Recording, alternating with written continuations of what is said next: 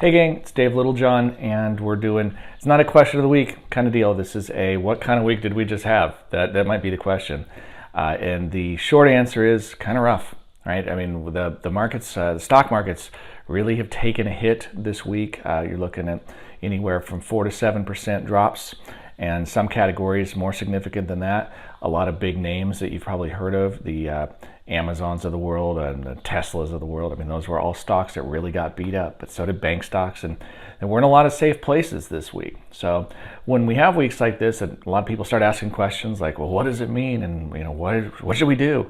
And what the answer right now is, hey, be patient and let's get some data. Things are moving very quickly. We've seen a change in 10-year treasury rates, a couple of other things that are interesting, but so far, as best I can tell, we haven't had a material change in the underlying economic data. We still have pretty decent economic tailwinds. Yeah, rates are going up, but they're going up because the Federal Reserve primarily is raising rates as a way to slow things so we don't end up with a period where a runaway economy. Inflation's still under control. There's some talk of trade wars, but honestly, we don't know what that means yet. So we still need to think like an investor. Don't get caught up in a trader's mentality. It's very short term. That is the minutes and hours kind of mentality. We want to be thinking months and years, okay? And that's where we're at. So if you're still an investor, it's about long-term value. And I haven't seen an indication that the entire economy is falling apart or something like that. So I would encourage everybody, take a breath and it'll be okay.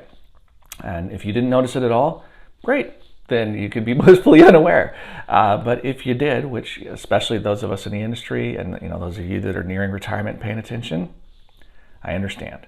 But bottom line, it's not enough that you should be, in my opinion, you should be making major moves right now. We're going to want to wait and see what happens, all right? And my suspicion is that this too shall pass. It has every time in history to there, and the good news is statistically fourth quarter is usually pretty good.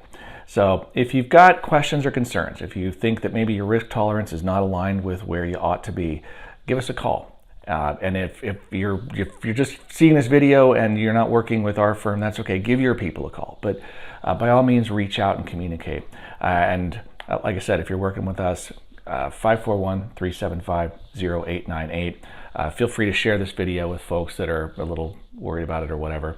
And also you're welcome to email us. So info@littlejohnfs.com, the usual stuff.